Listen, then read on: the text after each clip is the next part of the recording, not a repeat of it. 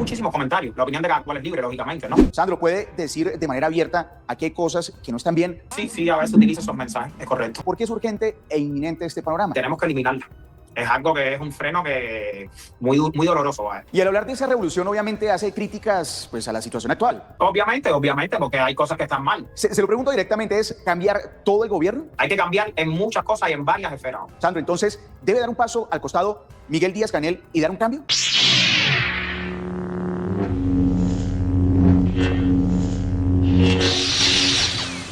Les tengo una premisa y de las buenas. Ustedes saben que en el día de ayer el esperpento de los Castro le estuvo regalando una entrevista a CNN. Bueno, parece que el niño anda fuera de control y hace apenas unas horas acaba de regalarle otra entrevista a otro medio de prensa internacional. Miren para acá. Sandro, bienvenido a Red de Más Noticias. Muchísimas gracias, amigo, por esta invitación. Iniciemos con este primer bloque de preguntas. Hablemos sobre el joven emprendedor en medio de esta realidad social. En un país con fuertes limitaciones económicas y también regulatorias como lo viven en Cuba, se ha hablado de su faceta como empresario digital. Más allá del peso de su apellido, ¿considera que hoy es posible emprender en Cuba? ¿Es en la igualdad de condiciones o existen barreras estructurales que lo dificulten? A ver, prácticamente existen demasiadas dificultades para emprender en Cuba debido al problema geopolítico y a la crisis que está viviendo en este momento mi país. Pero bueno, grandemente siempre nosotros, los cubanos, como decimos nosotros... Oye, ¿qué tiene que ver la crisis? Si los emprendedores de Cuba, tu abuelo, se los expropió todo en el 59, le robó las propiedades y a los que no los metió presos los fusiló o los condenó al destierro. Todos los grandes empresarios de Cuba se tuvieron que ir cuando llegó tu maldita familia. ¿Qué tiene que ver eso con el bloqueo? Miren para esto, posiblemente lo que tenga es un grupo de electrógenos abajo del edificio. Porque fíjense que aquí está funcionando absolutamente todo, desde el equipo de aire acondicionado hasta el refrigerador. Aquí no hay nada que esté apagado. Esto no es una plantica de EcoFlow de las que venden ellos mismos en sus páginas online. No. Este tiene un grupo de esos electrógenos posiblemente ahí abajo. Y posiblemente tenga hasta una antena esa de Telsa personal para él ahí. O lo más posible es que tenga Starlink. Este tiene servicio de Starlink. Me la juego. A lo cotidiano, a nuestro lenguaje, le ponemos mucha bomba, le ponemos mucho esfuerzo, mucho corazón y tratamos de salir siempre adelante. Luchamos por salir adelante, por sobrevivir. Y prácticamente, no hay que ponerle un monumento solamente a todos los emprendedores cubanos, sino a todos los cubanos, porque es bien duro como están las condiciones tratar de emprender. La crisis energética dificulta todo tipo de negocio. Entonces, más bien lo que uno trata de hacer es buscar soluciones prácticas ante estos problemas. Voy entendiendo, claro. No, tú no entiendes ni la mitad. Para entender eso hay que vivir en Cuba. Hay que ser víctima de la represión y el apartheid económico al que el comunismo y la familia delincuente tienen condenado al pueblo de Cuba. Para entender eso hay que vivirlo. Es la realidad. Sandro, en cuanto a las publicaciones que hemos visto en sus redes sociales, que muestra una imagen de bienestar, dicen algunos, y el consumo que contrasta con la crisis económica, los apagones, la escasez que enfrentan gran parte de la población, ¿considera que esa exposición refleja una realidad distinta o que puede interpretarse como una desconexión frente a esa situación del país? Porque al leer los comentarios, cuando uno entra a las redes sociales, algunos de sus respuestas, pues de manera jocosa, también hay críticos allí. Sí, a ver, pero déjame entenderte un poco más, porque creo que fuiste un poco rápido. Y fíjate que estoy yo pasivo para poder escucharte. Me dice, explícamelo un poco mejor. Hay muchísimos comentarios, la opinión de cada cual es libre, lógicamente, ¿no? Le preguntaba si hay comentarios positivos pues a favor de Sandro y otros que lo critican. Correcto, así es, pero también hay como unos comentarios que dicen, pero hay atisbos de mensajes que se perciben como un código Morse, como claves para que entienda algún otro cubano y vayan entendiendo que está pasando algo. Incluso lo llaman como a Sandro como un revolucionario dentro de la revolución. Normalmente uno trata de, a su manera, de expresar el arte, porque cuando uno está haciendo contenido es prácticamente un arte, ¿no? Dar algunos, como tú dices, algunos mensajes. Y ahora yo tengo que aguantar que este diga que es artista, que lo que él hace es arte, que la represión en Cuba es arte, en serio. Arte es lo que hacía Luis Manuel Otero. Arte es lo que hacía Celia Cruz. Arte hacían todos los músicos que se han tenido que ir de Cuba, todos los artistas que se han tenido que ir de Cuba. Arte es lo que hace Willy Chirino. Arte es lo que hizo Michael Osorbo, que ahora mismo está preso, igual que Luis Manuel Otero también está preso. Eso es arte.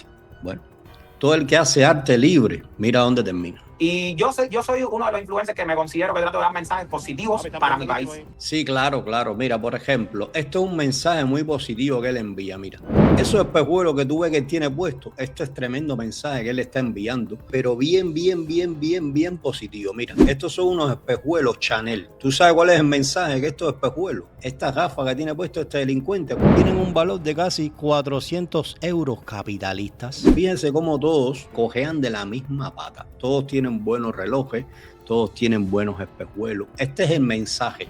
Nosotros vivimos en la abundancia, nosotros somos capitalistas, mientras el pueblo, que es el que se sacrifica, vive en la miseria. Es que el mensaje más claro no puede estar. Miren estos espejuelos, estos bellos espejuelos de Chanel, porque este no es capaz de ponerse unos espejuelos de la óptica cubana. No, hombre, no, tú estás loco. Ni tampoco, ¿usted cree que va a usar unos espejuelos como estos, del todo por uno? No, tiene que usar caro. Acuérdate que esta gente, ellos primero muertos, que es sencillo. Respetando los códigos, pacifista, contra la violencia, como vaya, como digo. Pacifista, contra la violencia. ¿Y dónde tú estabas el 11 de julio cuando tu dictador dio la orden de combate? Y de la represión a todas las manifestaciones, a los cacerolazos. De eso no has hablado. De la violencia que ejerce tu familia, de eso no has hablado. ¿Cuál es el mensaje positivo que tú envías? Tú sí puedes hablar y los demás no. Ese es el único mensaje que este envía. Pero sí, a veces utilizo esos mensajes, es correcto. Y al hablar de esa revolución, obviamente hace críticas pues, a la situación actual. Obviamente, porque hay cosas que están mal. Hay cosas que están mal. A ver, yo como tal, no, mi contenido de influencer no es la política. Mi contenido de influencer es más como comediante, más de humor, un poco gótico con las cosas de vampiro, más cineasta. Pero bueno, siempre hay que hacer críticas sobre la actualidad. No se puede estar enajenado ante esos fenómenos. Dice que no se puede estar enajenado. Un tipo que vive en un penthouse, porque eso no es un apartamento cualquiera, ese es el penthouse de un edificio, eso es un piso completo. Un tipo que vive sin preocupaciones, que tiene un refrigerador, lo que tiene en el refrigerador, un cubano en su vida lo va a tener, que no se tiene que preocupar por la gasolina, por la comida, y dice que no vive enajenado de la realidad. es que hay que ser descarado. Dice, no, estas cosas hay que verlas, porque esto hay que desmontarlo, porque mucha gente se va con la de trapo. Entiendan que esto está pensado para manipular, para generar empatía, para que la gente lo vea como el Salvador, y esto mismo ya lo hizo su maldito abuelo. Entonces estas cosas hay que verlas para desmontarlas. Mientras más tú le abras los ojos al cubano, muchísimo mejor, para que no se dejen engañar. Que por eso mismo, por no hacerle caso, no prestarle atención y por no escuchar las alarmas, mira, han sido 67 años de sufrimiento. Entonces esto hay que verlo, hay que analizarlo y hay que desmontarlo. Y mientras más personas desmonten toda la narrativa de estos delincuentes, muchísimo mejor. Respetuosa porque uno vive dentro de Cuba. Sí. Hace ese modo de críticas. Sandro, hablemos un poco de ese modelo económico, desde su experiencia en el sector privado, como influencer que está comenzando a emprender en un sector privado en la isla. ¿Cree que hay mayor apertura económica y un fortalecimiento de ese mercado o son hoy una necesidad para que una Cuba considere que el modelo actual aún tiene un margen de sostenibilidad? Y se lo pregunto porque pues, hay comentarios al respecto. No, para nada. Es una necesidad de urgencia, hermano. De urgencia. Y se está trabajando en base a eso. Hace unos días escuchamos a Óscar Pérez Oliva Fraga, ministro del Comercio Exterior y la Inversión Extranjera, y quien también es uno de los herederos y pues sobrino, nieto de los Castro. Dijo hace pocos días que Cuba está dispuesta a crear negocios privados en la isla. Sobre esto, ¿por qué es urgente e inminente este panorama? Porque necesitamos una apertura amplia que te permita trabajar con todas las facilidades, con las cosas bien requeridas de la ley, con mucho menos burocracia. Actualmente hay demasiada burocracia en este país y tenemos que eliminarla. Es algo que es un freno que muy doloroso, ¿vale? Muy doloroso. Hay que cambiar en muchas cosas y en varias esferas. Se lo pregunto directamente, ¿es cambiar todo el gobierno? No diría todo el gobierno, sino... Te das cuenta que aquí el liberal no tiene nada. Te das cuenta cómo ahí, mira. Y eso fue una preguntita, tú sabes. Todo esto tiene seguimiento de la seguridad del Estado. Él tiene a alguien ahí seguro. Deja si le puedo ver el reflejo. Él tiene a alguien ahí que lo está orientando. Cómo mejorar el modelo de gobierno, las mejorías que sean necesarias, desde las mentalidades, las reformas económicas. Es correcto, pero sí se necesita cambiar lo que debe ser cambiado. Ya, Las mismas palabras del abuelo. El concepto mojonero de revolución, de cambiar lo que debe ser cambiado. Y al final, ¿qué fue lo que cambió? Absolutamente nada. Absolutamente nada. Sí, ¿qué cambió? Los que expulsaron, los que llamaron escoria, los que llamaron delincuentes, los que llamaron lumpen, que a propósito, hoy, un día como hoy, es el aniversario, se cumple un aniversario, se cumplen, 36 años de los sucesos de la Embajada del Mariel, el primer éxodo masivo generado por el maldito comunismo. ¿Tú te acuerdas de aquellos que llamaron escoria, delincuentes, que les tiraron huevos, le hicieron mítines de repudio y que después con el tiempo se convirtieron en los salvadores de la revolución? Los expulsaron de Cuba y esos emprendedores que triunfaron fuera pues han sido los salvadores de esa maldita ideología. Por decírtelo así, como el concepto de revolución. ¿Viste? El concepto de revolución. Eso es lo que quieren esta gente, más revolución. Es bueno. Estas cosas es bueno desmontarlas. Ahora hablemos de este bloque de preguntas sobre la inmunidad versus el privilegio. En un contexto donde muchos ciudadanos enfrentan consecuencias por expresar críticas o mostrar estilos de vida distintos, su caso ha sido percibido como excepcional, si lo podemos llamar así. Pasó Fidel Castro, pasó Raúl Castro y ahora estamos con Miguel Díaz-Canel. ¿Considera que esa libertad responde a un espacio legítimo ganado o a un privilegio asociado pues, a su origen familiar? No, yo no tengo ningún privilegio ni ninguna inmunidad, pero ¿qué es lo que tú dices que ha sido excepcional conmigo comparado con qué personas para poder entenderte mejor? Me refiero a algunos de los comentarios y se lo pregunto de los mismos cubanos que lanzan sus opiniones. Si él no tiene privilegio, yo no entiendo por qué en el día de hoy no apareció un policía en la puerta de su casa con una citación para hacerle un interrogatorio, como mismo le han hecho a los chicos del Cuartico, como le hicieron a Ana Sofía, como le hicieron a la madre de Ana Sofía y como le han hecho a todo el que ha expresado un pensamiento libre, diferente a la idea esa socialista y esa revolución. Dime, a todo el que ha dicho que Díaz-Canel no sirve, al momento, al otro día, tiene un policía ahí en la puerta de su casa. ¿Cómo tú vas a decir que tú no tienes privilegio? Tú sí tienes privilegio. Este de los 17 años tiene un bar, tiene un prostíbulo, porque literal lo que tenía en Miramar, el bar ese Fantasy, era un prostíbulo. Es un privilegio reservado para la élite castrista, para la familia maldita, para el linaje de los Castro. Oportunidad de salir a lanzar algunas críticas de manera abierta, mientras que otros en la isla se les ha perseguido. Sandro, ¿puede decir de manera abierta aquí hay cosas que no están bien, otras quizás están bien, pero que se pueden mejorar? Pero no existe inmunidad. Yo como le digo, ya mi contenido no es de política, vuelvo y se lo repito porque usted... Ya te citó la seguridad del Estado, ya te interrogaron, ya te cuestionaron que has hablado más de Díaz-Canel, que has dicho que su gestión es pésima. ¿Ya te cuestionaron eso ya? Digo yo, no sé. Lo puede notar, lógicamente, entrando a mi perfil. Y yo hago una crítica subliminal, pero muy sutil, ¿sabes? No hago ningún acto de violencia ni nada agresivo, como que respeto al gobierno porque vivo dentro de la isla. ¿Me entiendes? Y no hay ninguna inmunidad, en ese preámbulo. Se lo pregunto tajantemente, ¿Sandro Castro se siente un privilegiado en la isla? No, para nada. Me siento ciudadano de pueblo a mucha... Dios mío, yo esperaba un poquitico más de este periodista, la verdad. Otra, cubano 100%. Cuando sale como influencer y empresario a grabar para conseguir esos videos que son virales en Cuba, ¿qué le dicen en las calles? ¿Cómo lo han tratado?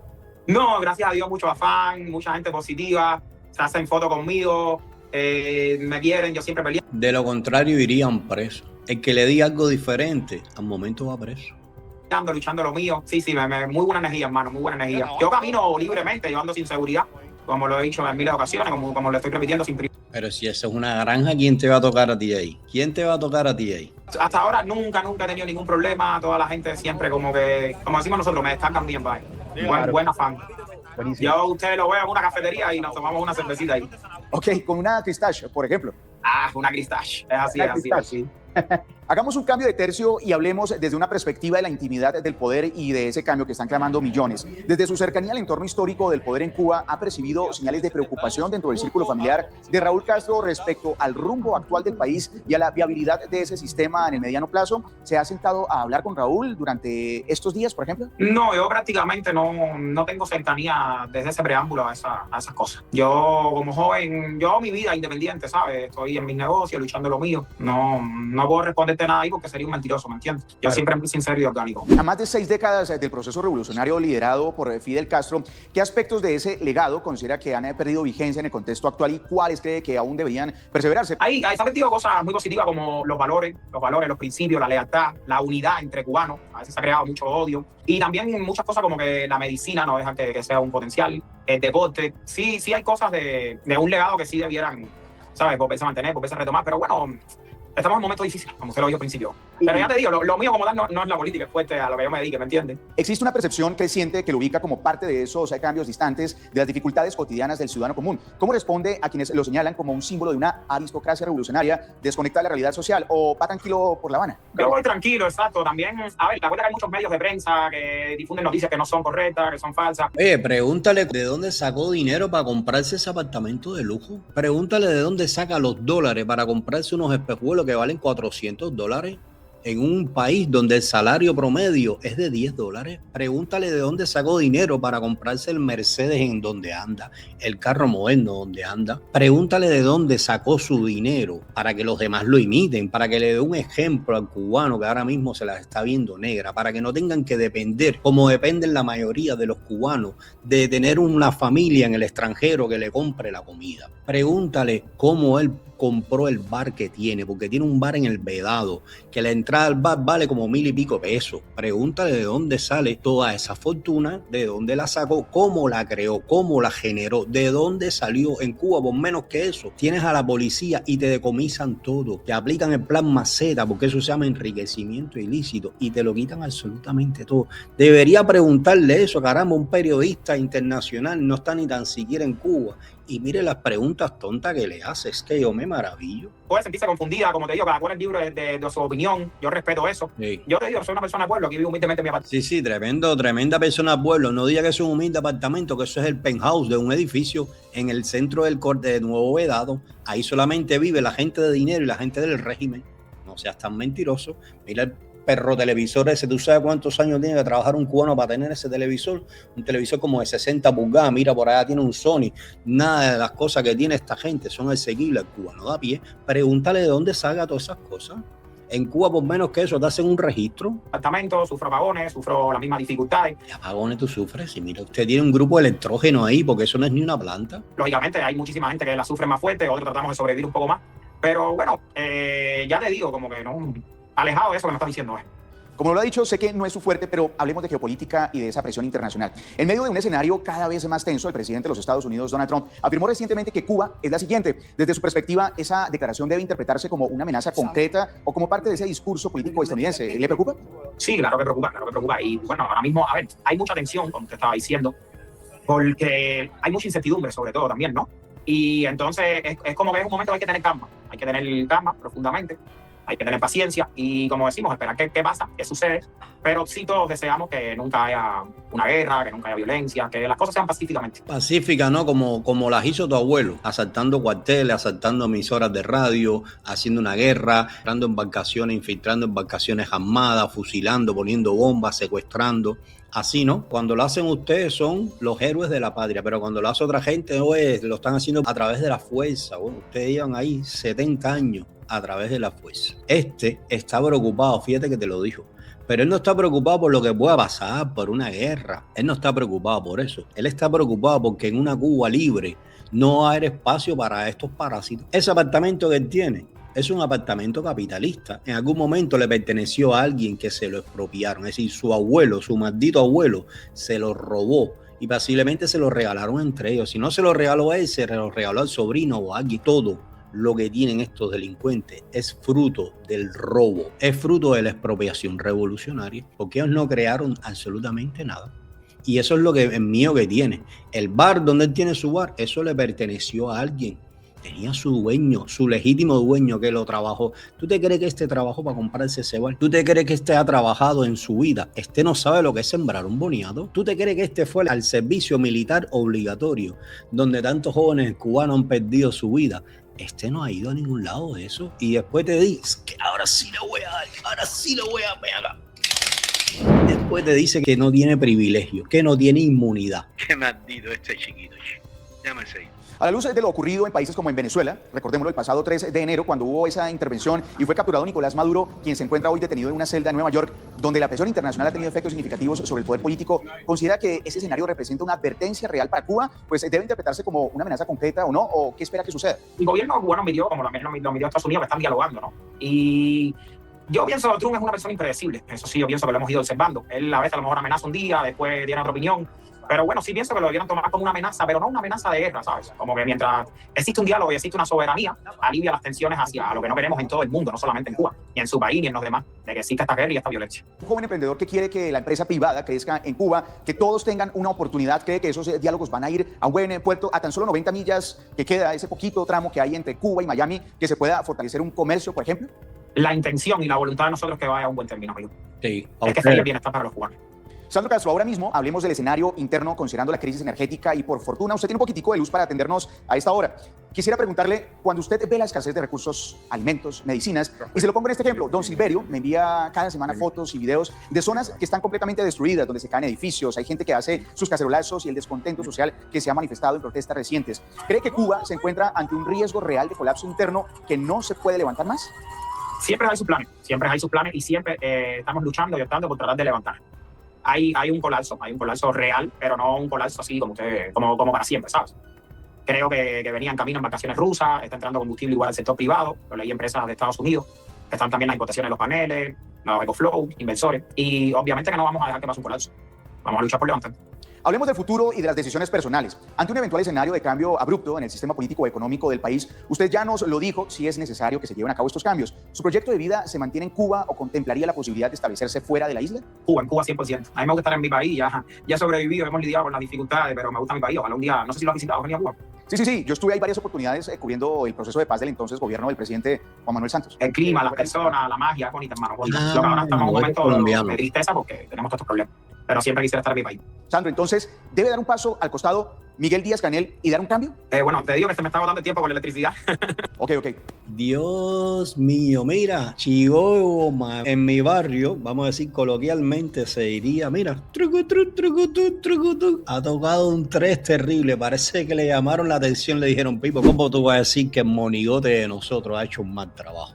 Ahora se lo vuelven a preguntar y dice que se le está acabando la corriente. Yo te garantizo que ahí al ladito de él debe tener algún agente eso de la contrainteligencia diciéndole lo que puede decir, lo que no puede decir. Ahí mismo le dijeron, mira a ver qué tú vas a contestar. No digas más lo de Canel, que vas a generar un estado de opinión que es diferente. Porque era hasta las 9 de la noche, creo que el horario pico. Dime una última. Pero si se le estaba acabando la corriente, ¿te das cuenta? ¿Te das cuenta el descaro revolucionario? Qué manera más descarada de evadir la pregunta. Es que ya con lo que respondió ayer parece que le jalaron las orejas. Pregunto rápido. Finalmente, si tuviera la oportunidad de dirigirse directamente a los responsables de la política de los Estados Unidos, así como lo hacía de manera cómica con un Donald Trump visitando la isla, si pudiera invitarlo a la isla y pudiera invitarlo a su bar, ¿qué trago le ofrecería a Donald Trump? ¿Qué le diría a Trump si tuviera y estuviera Te en voy a ese responder, lo voy a invitar a un Cuba Libre. Está cogiendo un camino de entrevista de mesa redonda terrible. Te pregunta. Bueno, primero le ofrezco un trago tradicional de mi país, un Cuba Libre o un mojito. Es que son así de predecibles. Esos son unos tragos muy tradicionales. Y hablaría con él de forma con soberanía, pacifista, y que conozca mi país verdaderamente. A propósito, hablando de tragos tradicionales, mira a ver cuándo fue la última vez que un cubano de a pie pudo tener acceso a tomarse o un Cuba Libre o un mojito. Eso ya no son tragos tradicionales. Desde el momento en que el cubano ha perdido el poder adquisitivo y desde el momento que todos esos son tragos o toda la coctelería es un privilegio del turismo, ya dejan de ser tragos tradicionales porque las cosas tradicionales son las costumbres que practica cada día un pueblo o una comunidad. En Cuba, ¿quién se toma un mojito? Y en Cuba, ¿quién se toma un Cuba Libre? Malamente te alcanza para tomarte un planchado. El planchado es el trago tradicional. Un planchado, no sé, una chispa de tren, ese es el trago tradicional. No con agresiones, no con amenazas. Que conozca Cuba realmente. Bailamos, vamos a los barrios, como mismo lo puse en mi video. Fumamos un puro. Chico, ¿y por qué tú no vas a bailar con la gente del Cuartico? ¿Por qué tú no invitas a bailar a Ana Sofía, a su mami? ¿Por qué tú no invitas a bailar a los muchachos de fuera de la caja? ¿Por qué tú no invitas a bailar? ¿O por qué tú no visitas la iglesia de los cristianos que están pidiendo un cambio en Cuba? Todo lo de ustedes con los americanos, pero si los americanos son el enemigo de la revolución, usted lo único que le interesa es los dólares que pueden representar un diálogo o un posible cambio fraude con los Estados Unidos. Eso es lo único que les interesa a usted. A usted no le interesa a los jóvenes que están presos, bueno, ni los presos políticos, ni los que están siendo reprimidos, ni los jóvenes en Cuba que lo han perdido todo con el consumo ese del químico. A ustedes no les interesa absolutamente nada, ni las madres, ni la familia que están separadas. Ustedes quieren seguir con ese modelo de negocio porque han convertido la miseria y el dolor, han convertido incluso la emigración en su negocio más lucrativo. Y ustedes quieren que ese engranaje continúe para que siga facturando. Eso es lo único que les interesa a ustedes. Y una Cuba libre. Sin intervención, sin intervención. Están cagados, tienen miedo. Ellos saben que mira que con las cafeteras esas revolucionarias no van a durar ni 15 minutos. Por último, como los jóvenes tan fundamentales que se sienten hoy desesperados, que quieren tener un cambio estructural, que quieren tener oportunidades, ¿cuál es ese mensaje de Sandro Castro a los jóvenes de la isla? Que poco a poco, primero que nunca pierdan la fe, No. y poco a poco, paulatinamente, vamos a tener un buen cambio. Claro. Y vamos a mejorar. Nos vemos, mi amigo. Pues Ya se agota el tiempo. Claro, lo mismo de ganar, vamos a salir adelante con el esfuerzo de todos, por nuestros propios esfuerzos. Nos vemos, mi amigo. Tumba ya. Gracias por estar acá en Red Más Noticias hablando sobre los cambios necesarios de los cubanos que siguen luchando por un bienestar en paz y el clamor de la unidad. Un abrazo. No se sintió como en esta entrevista, se le ve el miedo reflejado en el rostro de que le hagan alguna pregunta incómoda. La única que le hicieron, al momento la evadió. Ustedes se dan cuenta que este no quiere ningún cambio, que este lo que quiere es salvar su pellejo y salvar el modelo ese de negocio revolucionario. Es lo único que les interesa a esta gente. Déjame darle por la cara, ven acá.